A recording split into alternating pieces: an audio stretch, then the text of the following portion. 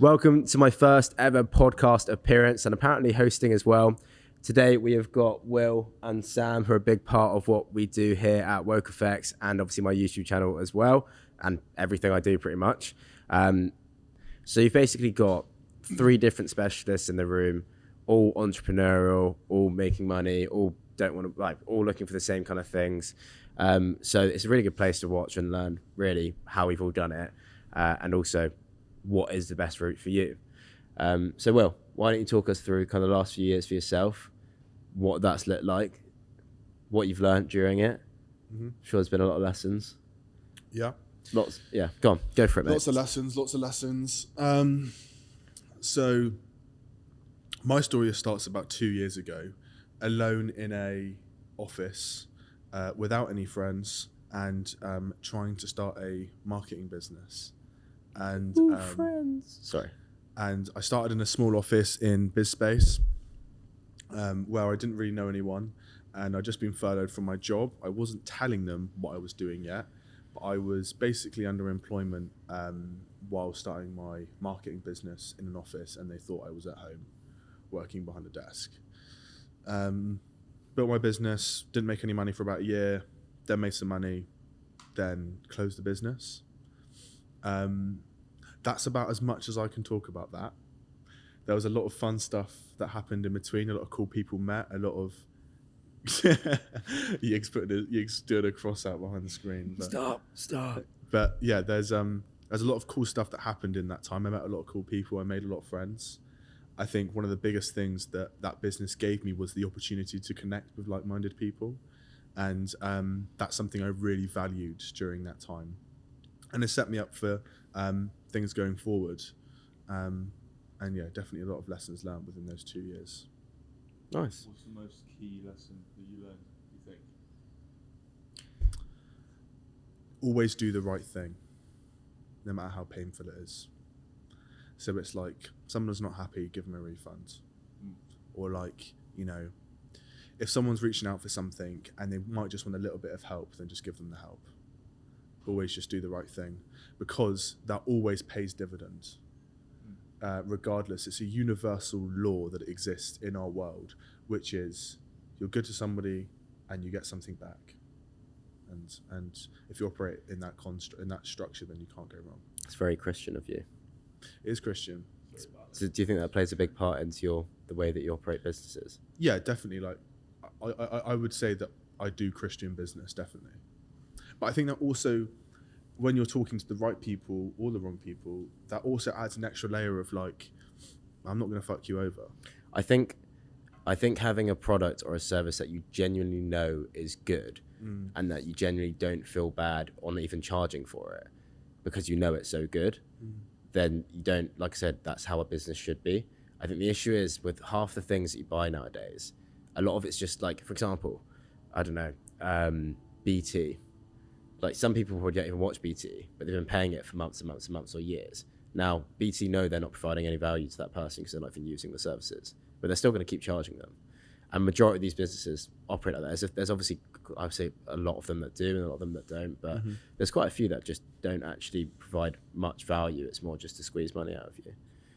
But yeah, mate, I definitely believe that, and especially in Woke's case, that's why I even started it, in terms of actually having genuine value in what we do, rather than it just being like a mass sold course like every other person, or giving free signals where I get a commission from a broker, and all of this stuff. So yeah, I agree with you there, that if you're actually... You've definitely, I think from what I've seen of you as well, is that like, you've always demonstrated a good level of integrity, which is like, you won't just take a commission from a rubbish broker for referring for no reason. And you can tell, obviously we share an office, we're in the same room together every day, and you can tell that in your conversations is like, your passion comes across so well.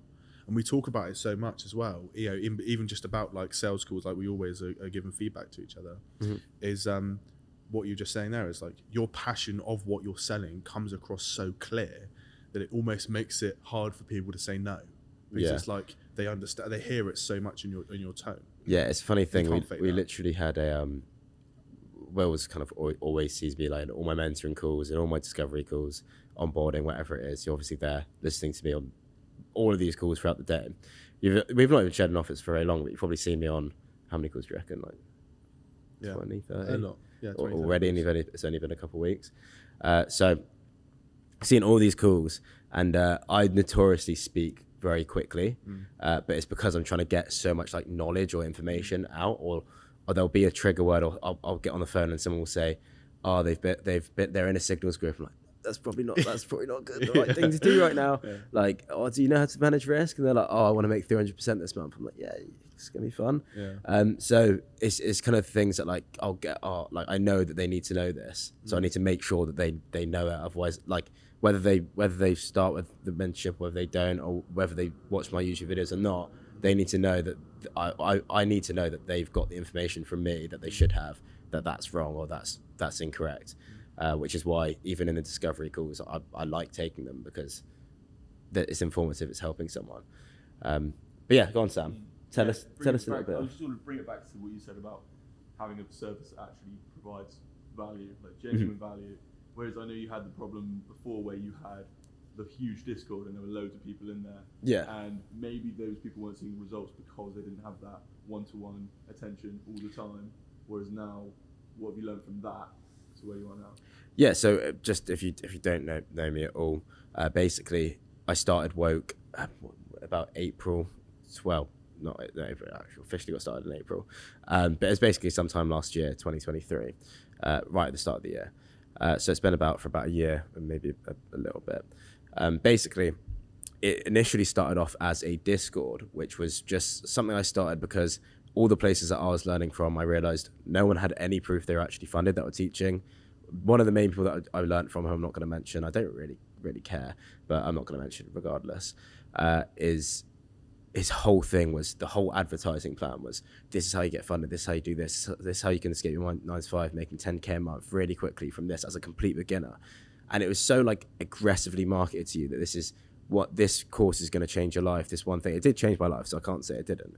But the more that I actually looked into it, the more that I actually spent time like learning the craft and going through funding and doing this whole process, the more I realized that like the person teaching me isn't funded, or doesn't have proof that he's done this, or hasn't been on the leaderboards, or hasn't shown a payout, or hasn't done any of this stuff. So it's like, when I got to that stage, I was like, why am I even like, this guy charges a lot of money as well. What's the point at that stage? So what I initially wanted to do was, I think I initially started charging like $20 a month for everything that I'd learned, plus way more in terms of like, there wasn't even a clear strategy. They didn't believe in journaling, didn't believe in back testing, which are like the fundamentals of trading for me. Like, if you don't journal, you can't self-improve. For me, I always tell people to journal the positions they didn't take as well, and see if there's any trends in, for example, maybe they weren't trading with bias, or they weren't doing this, or they were trading at it was slightly out of their session timing. If you notice that even the trades that you're missing out on because of your journaling, that they've still even got a high win rate, and it's been over a long period of time, and you've got a good risk reward, then you can trade them as well, because you know that it's profitable.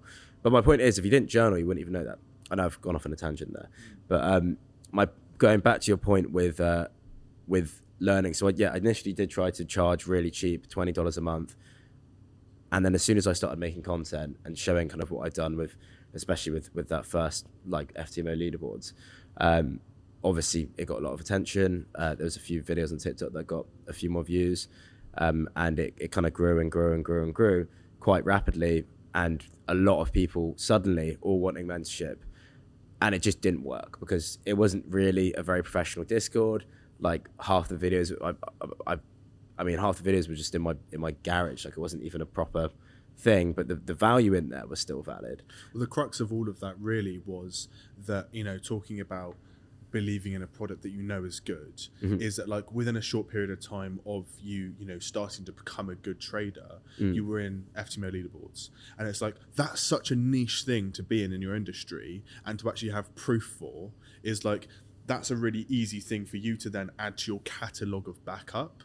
So it's like Hormozi says, is that confidence isn't, you don't get confident by like shouting affirmations at yourself in the mirror. You get confident by, you know, having an undeniable stack of proof that you are who you think you are. And that's what happens a lot on the calls, and what I see a lot in your business is that like there is an undeniable stack of proof that you're a good trader. Like I've not known you for ages, but from the time that I have known you and being close to you, it's like it's undeniable like your ability to trade and to just like pass funded challenges. It's undeniable that you're in that category of people, and that I think that is another thing that gives you so much confidence in those conversations. And that's what Sam was saying about confident. You know, how do you be confident in what you're selling, and selling you're selling the right thing. Yeah, exactly. Especially in the industry where you can see. Sorry, my voice is going a bit weird. You can see. So I can see so many people just scamming people. Like 90% of people you can see just don't give a shit, do not care what they're feeding their audience, and it's even people that I know. Like, and I say to the people that I know, like, why are you doing that? Like, and it's sometimes it's just gullibility as well. Don't know if that's a word, gullibility, being gullible.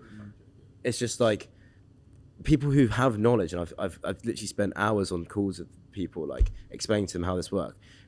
It's so easy to look at the new shiny thing and think that's always better, but half the time in this industry, 90% of the time in this industry, it's either doesn't work in the long run, or it's just a scam. Well, there's something interesting in that as well, which is like, if you look at if everyone is likely to fail, so everybody in around you, or anyone that you can see online is likely to fail. If you just don't do what they're doing, then you're more likely to win, which is like. Everybody in the Forex world is like trying to like, or everybody in the e-learning space is like, how do I just make the shit thing really quickly and just put it out there and see how much money I can make off it? Like that's what the e-learning world's doing. So if you just did the exact opposite of that, so which is like let's spend some time actually crafting something valuable to give to people, and it's like, oh, that's how the game works. The game isn't, going on YouTube or going on TikTok and hearing like, loads of different people talk about their different business ideas and just nabbing one of them. The real game is like, what is everybody else doing? Good. Yeah. Check that. Now let's flip it round and do the complete opposite. Yeah. Like you said, the thing is, it's what works, because for me, I think especially in trading, your brand is everything. I mean, anyone can sell to or promote something to a randomer on the street, but for you to have a credible brand in trading, you do have to be good, and you have to be saying the right things and not affiliated with the wrong things. So that's why I am so careful. You mentioned before, why I don't just, I've never promoted, like I've had partnerships, but I've never promoted actively any broker and said, I've for example, I use IC Markets. I've never once asked for affiliation. I've never had an affiliation with them. It's just the one that I use. So it's just best to not promote them, just say, this is who I use. I think they're good. It's up to you. But obviously you get so many people that come into trading, and they know that they need to set up a broker. They know they might not even know the apps you need. At that stage, you are such a unknowledgeable little fetus that can be so easily manipulated by anything. So literally, someone could come along to you, be like, this is a broker you have to go with. I get fake accounts of me in my own Discord, message everyone in my own thing. They must actually make quite a lot of money, because all these people, and like, it's really, trust me, we try to get rid of them as quickly as possible. And I get messaged all the time about it, but there's so many of them, I don't know who they are, but and like, it must be so easy to just say to them, like, and people actually believe it, like that, if you put £500 into here, you'll get £500 back, you'll do this, well, you can copy our free trades. Who the fuck's making you free money with just with 500 quid? Who would just do that for you? If you had the ability to turn 500 quid into £1,000 every single time, why would you offer that out for free? Yeah, I think the difference between what those people are trying to do and what you are now doing is that they're trying to just be like, okay, who can I manipulate and make a quick buck off? What you're doing is saying, okay, I've got this stack of undeniable proof that I can do what I say I can do. How can I build something evergreen that's going to last and develop into this big community that you have now, and into a business that can generate you profit and give you all these different opportunities for the coming years? Well, running it like that actually completely changes the landscape of your business, because like, if you just create an e-learning product that you pump load of people through, and like that's your one-time sale, bang, bang, bang. All I do is make money off e-learning. But in reality, what that actually becomes when you build a good community that has got good mentors in it, you end up selling the product and mentoring them, which is what you do. You sell them the course and you mentor them. And then those mentees become mentors inside your business and then thus advocate for selling your product, which is literally the byproduct of a good system. So like the byproduct of your product being good equals more results for the initial product. Results for the business, which is like something that one of my mentors always said to me, which was like, treat every customer like they're the last one you're ever going to get. Because it's like, treat every customer like the only way you can get new business is by referrals.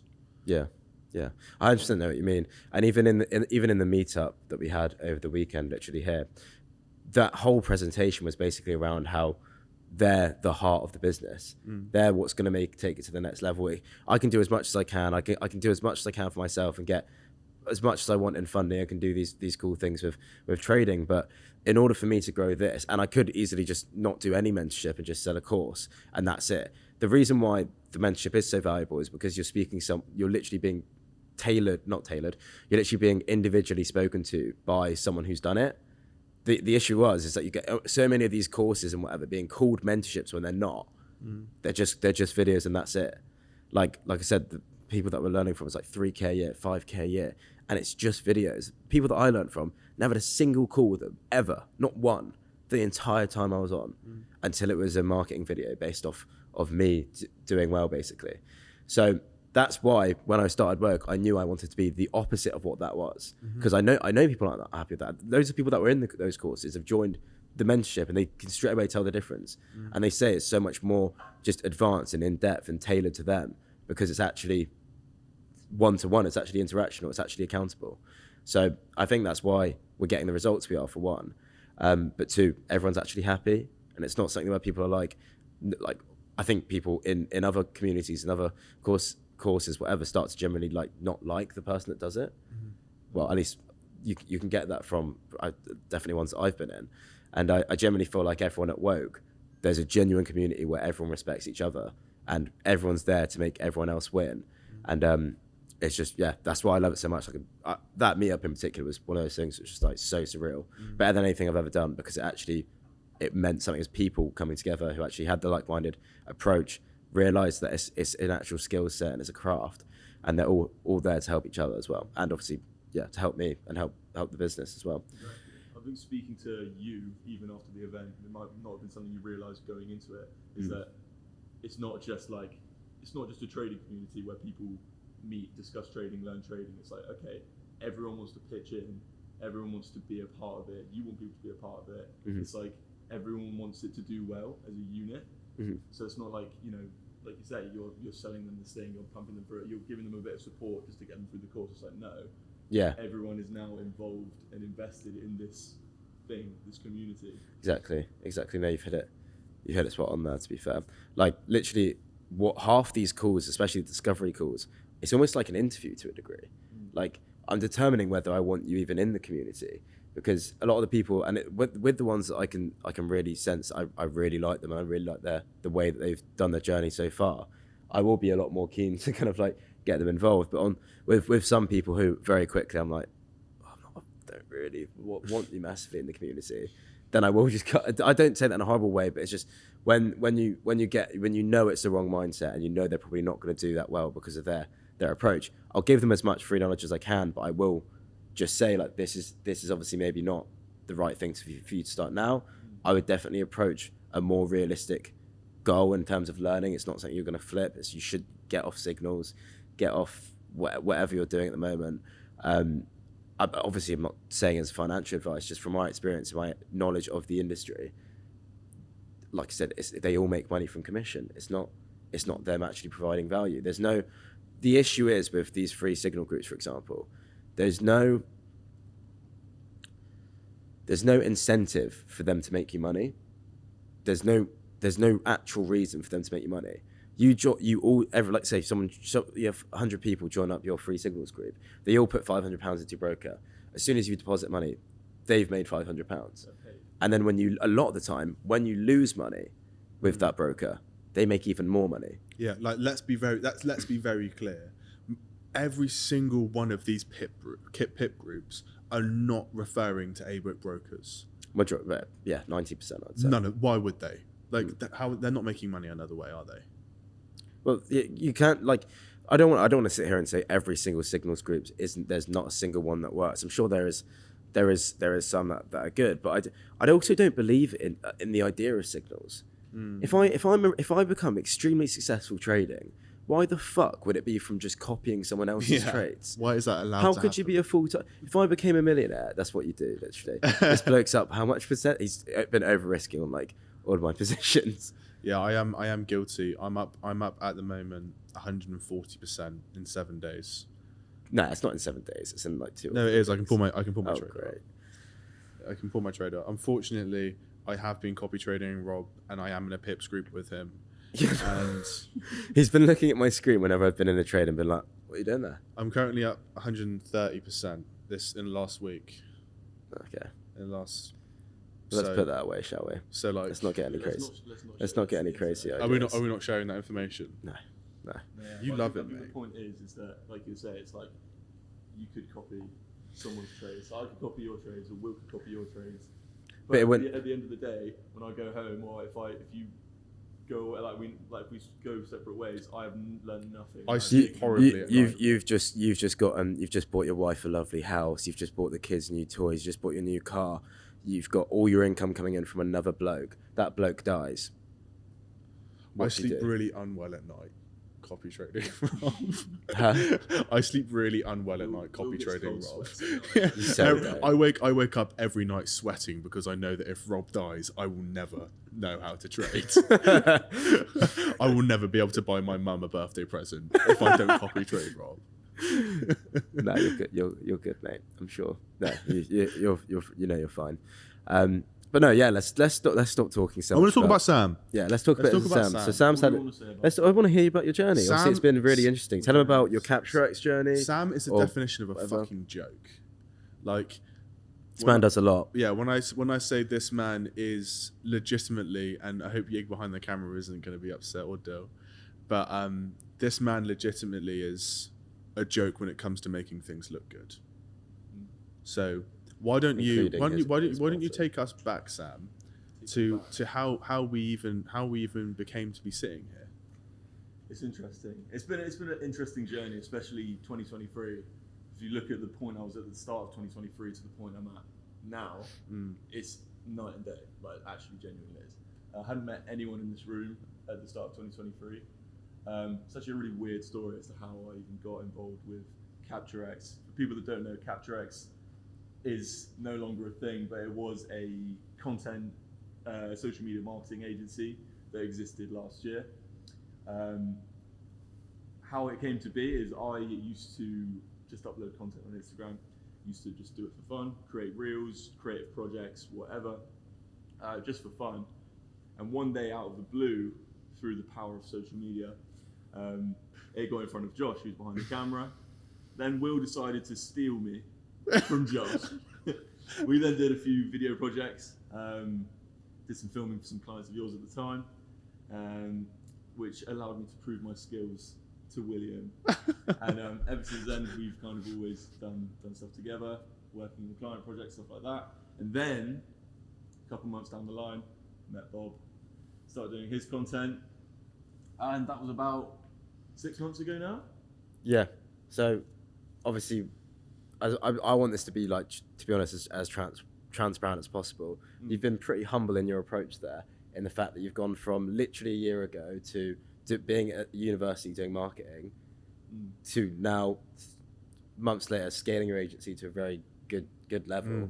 Obviously, I'm not going to share the figures for you, but to a degree where no one at uni is making that kind of money, and you've done that all within a year, coming in on marginally less is what you are now. So literally the year scaling to a ridiculous level. So obviously very proud of you. It's not in a weird way, but you have to be there ready to grab it with both hands to even get in that stage. And obviously a lot of it is due to your skill and how good you genuinely are at what you do. Yeah, it's interesting. Like I said at the start of last year, I was doing a marketing placement, which surprisingly, for anyone that's done marketing at university or doing a marketing placement or even works in a marketing role in a company, they don't teach you much about business or marketing or anything really. It's very cut and paste. From my experience from a marketing job was that you get given a task and you do the task. If there's any sort of creative freedom, it's very limited. Whereas when you go and do your own thing, like when we work together, it's like, okay, we'll pluck an idea out of thin air, we'll make it happen. Yeah. That's the beauty of having a agency or whatever it might be, like a marketing agency, a creative agency, whatever it is you have the freedom to Do it how you want express to do yourself and make money from it. And You get to just sort of also test things and see what works. That's how you get good at social media. Is not by like picking up a book and reading about how to do it. It's like it's literally just iteration. It's like posting this. Why didn't that work? So I remember me and Josh used to do it all the time. We'd look at videos and we'd be like, why didn't that work? And it's like, oh, the text was a bit smaller on that video. So like then we made the text a bit bigger. And it'd be like, oh, that one had too many words in it at one time. So we did that. And it's like, oh, that one, you know what I mean? And it was just iteration after iteration after iteration. And you're like, oh, that's how it works. And that's what I suppose you don't learn at uni. Exactly. And it's like, I feel like when you see clips on Instagram and stuff like that of people like Hormozy, people copy the style, but that style has taken him years to develop and get to the point. And personalise as well. And personalise and bring to create his own brand. Whereas that's why it's so difficult to establish a good brand and create something unique. That's why a lot of people are copying things, but they don't have their own unique brand. But that doesn't, that's the thing. You see, like for example, I think it was Hormozy initially had the bold fonts. Was it Hormozy? It was Hormozy was the initial popping colour and the emoji colour bold font, fonts. They're just on every video now. So why, as an artist, not an artist, as someone with a personal brand, why would you just do the exact same thing? And I'm saying it as someone who used to do it, because I used to watch a video on editing, because my TikToks, obviously, you can go on my channel, it was very, very basic, but I feel like it's weird to even see the difference in social media in terms of like what does well on TikTok. Because I would say probably that style of things does do better on TikTok compared to Instagram, compared to YouTube, even maybe YouTube the shorts, but definitely Instagram. I definitely think maybe it's a CapCut thing because TikTok's aligned with CapCut and Instagram prefers like different kind of things, but I definitely don't. When do you ever go on Instagram and see this bold font anywhere, really? It's interesting. Instagram and TikTok reward different things from my experience. So it's like TikTok is like very in your face, grab attention, try and stop the scroll. I'd say it's a lot more personable as well. TikTok. Like this like second account that I've been doing. It's just really easy content. Just me, just like this. Some of the videos are like, I'm talking about fucking, that video that does like 60 something K views. It's not obviously loads, but I only made it a few months ago. But it was basically about, what was it? It was like, oh, I love it when fans say, like it's a Messi versus Ronaldo thing. Oh yeah, Messi's better as an Aston Villa fan. So why do you need to say that you're an Aston Villa fan there? But that video is just like, there's no catchy hook. There's no like, it's not crazy, but it's just like, that also wouldn't do well on Instagram because it's as much as it's a video of like a funny thought. I just feel like it just wouldn't. It's not the same kind of content that would do good on you. Do you think? Do you get what I'm coming from? Yeah, I get what you mean. It's interesting because on Instagram, I feel like you're rewarded for having a sort of actual brand. Whereas on TikTok, I feel like it's very one-off videos that do well. You know what I mean? The interesting thing about TikTok is there is next to none or no audience retention. So it's like you post a video on TikTok and you might get a load of views, a load of likes, and a few followers, and you will retain none of those followers. Which is why, especially when I talk to clients as well, it's like I'm like, if you're going to invest money somewhere, then please do not invest it in TikTok. Which is like, invest it in TikTok if you want to just see a bump in engagement and views for your business. But if you actually want to build something long term, there is zero attention because the TikTok algorithm is like you said, specifically suited for personable one-off. It's like always just trying to find the next viral thing. So like TikTok is just doing this with viral content, pushing up a chain, and Instagram is a little bit more about audience retention, a little bit more about community. Like they've just integrated this new community feature inside of Instagram to get people to build those things, because they're trying to go to that for that take of audience retention. And TikTok's audience retention is literally that. Every single person between the ages of 18 and, I don't know, probably 28 now, the demographics keep going up, but they keep doing this. And like, that's why TikTok's algorithm is only suited for that. And Instagram's algorithm is much more suited towards that. Or even if you think of Instagram and TikTok as apps, TikTok is a feed of videos. And that's, obviously, you've got the profile pages, you've got the DMs, but they're not as frequently used. You look at Instagram, it is very much a social media platform where you talk to friends. Like I talk to most people through DMs on Instagram. I've never once if I DM someone on TikTok. But it's I find it so weird how Instagram's developed since TikTok's come out. It's like, I mean, I know obviously I send you videos there for edits and stuff like that, but a lot of the time I only really send over reels anyway. It's like all Instagram now is like, yeah, you look at the odd post, but majority is reels. Like I remember 2 years ago when I started the first business, and I was telling everybody that Instagram was going to be a super app, and it was like Instagram was going to be a super app, and it still is going to be the super app. And it's like, well, to be fair, if Elon has anything to say about it, he's going to try and do it for Twitter. But at the moment, he's doing a lot of stuff which he probably shouldn't be doing, which is like, let's just overpay Mr. Beast and like get him to talk about it a little bit. Like he did like a thread the other day, which was like, I don't know how much money it was. It was something like, it was over $250,000, something stupid.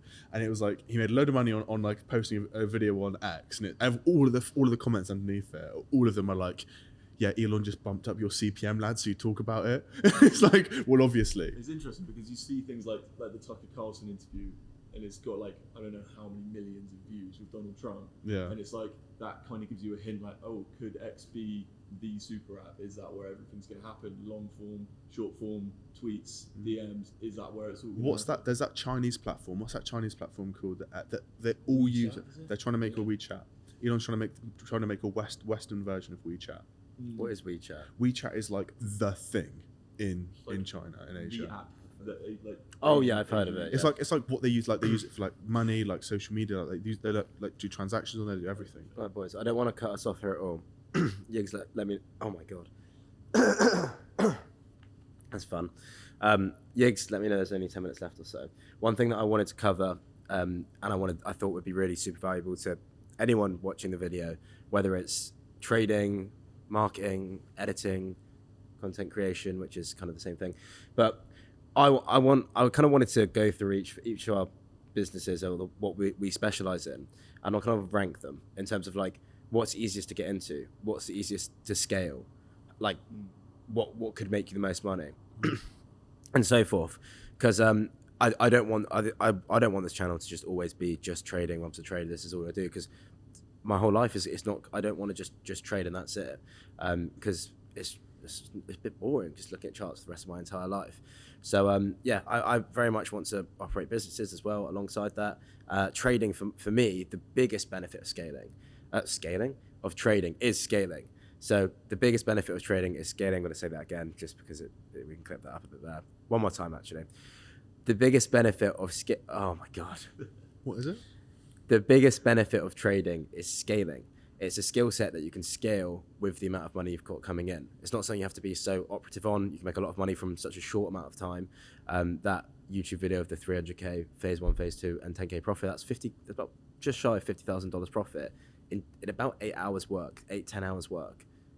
It's really like, there's not really anywhere else you can do that unless you're a footballer or something like that, or own a business that you've spent years building out. So that's why I think trading is so good. That's the best thing I think about trading. The worst thing I think about trading is obviously the stigma around it, obviously the bullshit around the industry, and actually how hard it is. It's not an easy skill. You need capital. It's not something you can go into. You can't. It's very hard to learn it for free properly, and it's very hard to actually have the capital to approach proper funding with, without it being like your last £300 that you scraped from your paycheck.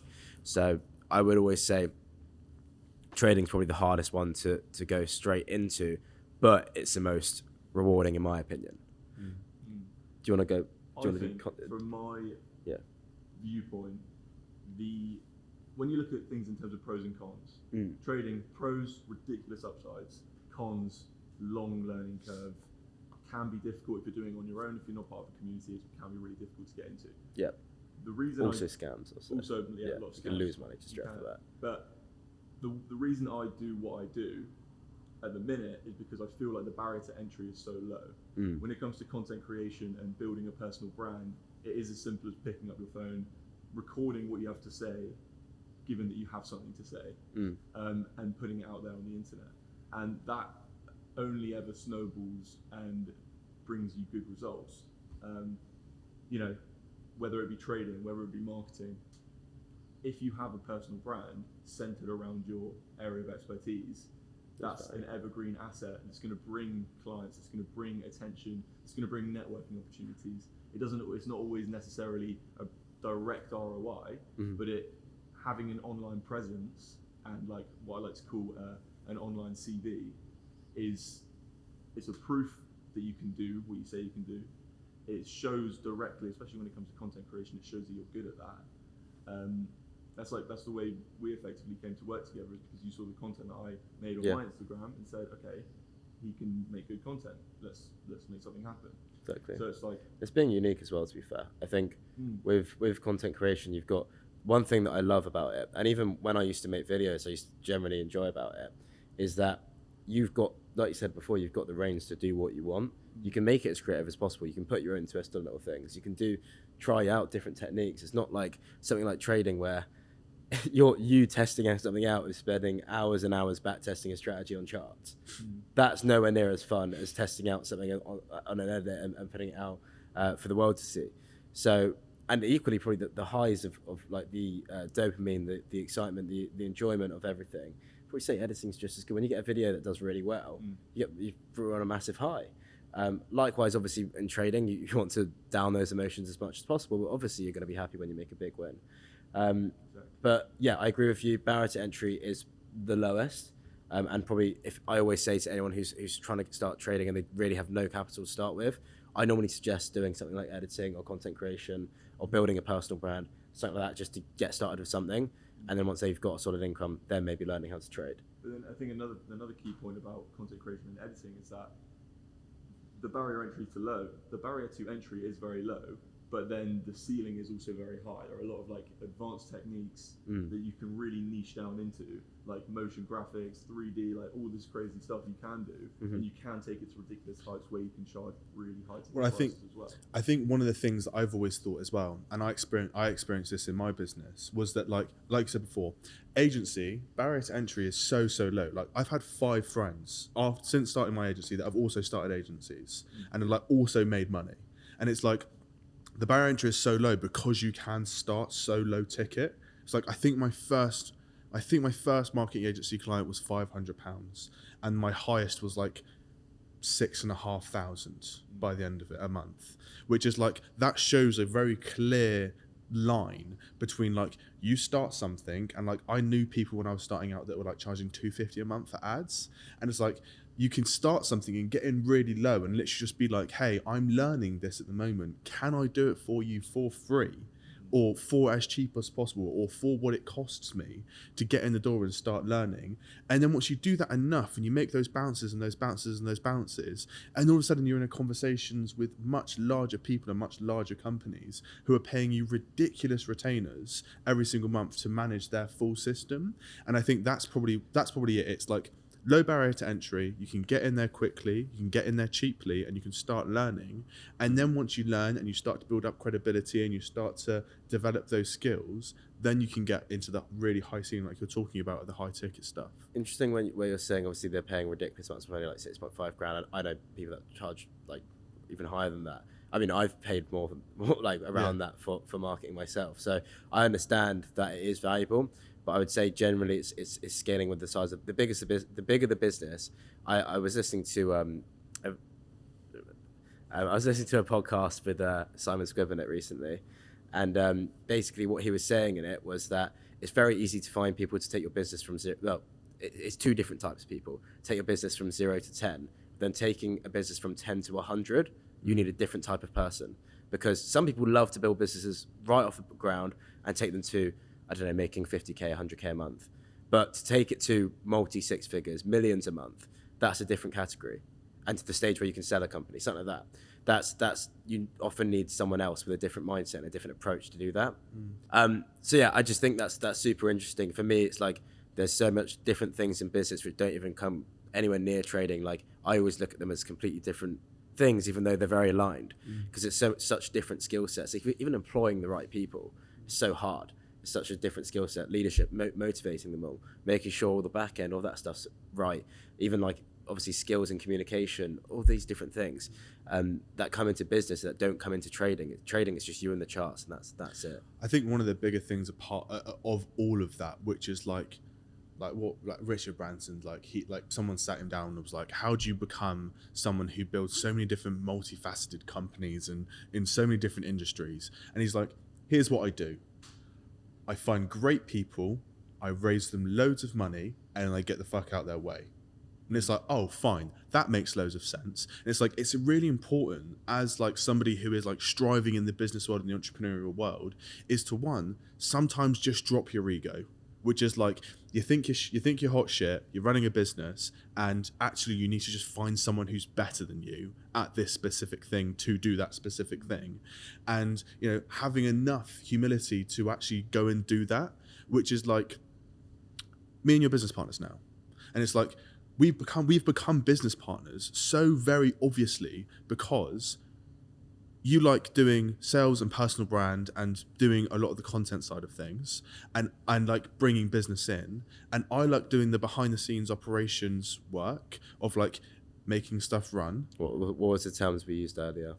I think it was like, I called you my personal brand bitch and you called me your operations slut. Which is like, which is obviously quite graphic, but it's like, it's like very clear. It's very clear that like those things work, and we're both very happy to sit here and go, I want nothing to do with running my own personal brand. Nothing. Thing is, you've got a lot to say. Like, so I think in these kind of situations, it's really valuable, and I think even we've got other friends here that have had amazing stories and things that no one our age or close to our age has experienced. Like 1% out of the entire world have experienced.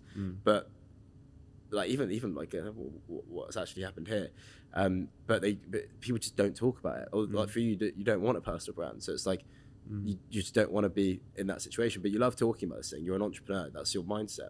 So yeah, I mean, this is kind of a place where I think I just want to this whole personal brand that I want to grow, and this whole community that especially I'm trying to grow on YouTube and in the Discord and stuff like that, is it's just like-minded people that really want to actually make the 1%, are ambitious, don't want to just be part of that 9-to-5 life for the rest of their lives and just work paycheck to paycheck and never have anything to look forward to or anything they're working on. I posted a picture the other day on my story. I leave this place, I'll probably say all of us leave this place latest than anyone else working here. Now, there's probably about 20 businesses that operate in this office, and we're probably the only people that actually truly work for ourselves and truly operate our own businesses to a degree. Now, again, we're the last ones to leave the office, not because it's we want to just live here or whatever, but it's because we love what we do and we're working on ourselves, or we're working on something that we genuinely care about. And I think that's what 99% of people living their lives in this standard job where they're just working for someone else, they don't care about what they do. You're never going to find enjoyment in half of your life. Think about how much of your life you're working and you're not enjoying it. I think one part of that kind of is like, one thing I found, or I still can't really get my head around, is that people want to work a job. It's like, oh, there are actually people who exist who just want to have a job. And it's like, that's okay. And it's like we have to be okay with that. Like there's a massive social sentiment around hustle porn. Everyone has to be an entrepreneur. If you're not an entrepreneur, then you're going to be poor for the rest of your life and you're going to die alone and you're never going to do anything nice. Which is like, part of that is like, some people actually really don't want to do it. I do get that. What I was trying to get with that point was that if you're in that situation where you are at work, you've got to realize that that's something if you're working at a job that you're going to be at and you want to be at for half of your life, whatever, or for 50 years, if you don't enjoy what you do, or there's periods where you really don't enjoy what you do, that's 50 years of your life. How much of your day you spend 8 hours, 10 hours, whatever it is, 12 hours sometimes for me, at the office, at your job. If you don't enjoy what you do, you're spending almost half your life doing something you don't actually enjoy, or something you don't actually care about.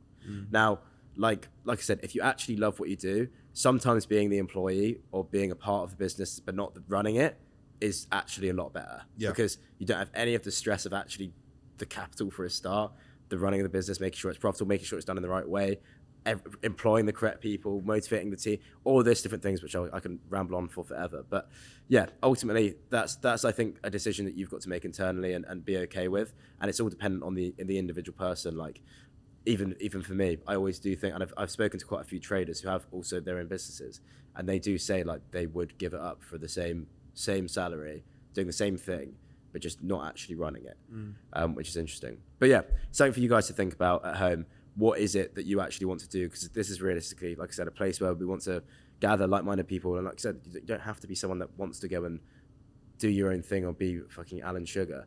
It's more of a place to just listen and have our thoughts. So yeah, if you did enjoy, please make sure to subscribe. It's our first ever time doing this, first ever time even being in this scenario. So hopefully you did enjoy. If you can, make sure to subscribe and follow all of us on Instagram. I'm sure they'll probably pop up if Sam does a good job. Okay, Will's not having his Instagram shown. But yeah, if you want to give us a follow on Instagram, do that. If you want any advice at all, or if you have any interest, drop me a message on Instagram, and I'll try and be as quick to respond as possible. Yeah, hope you enjoy, guys.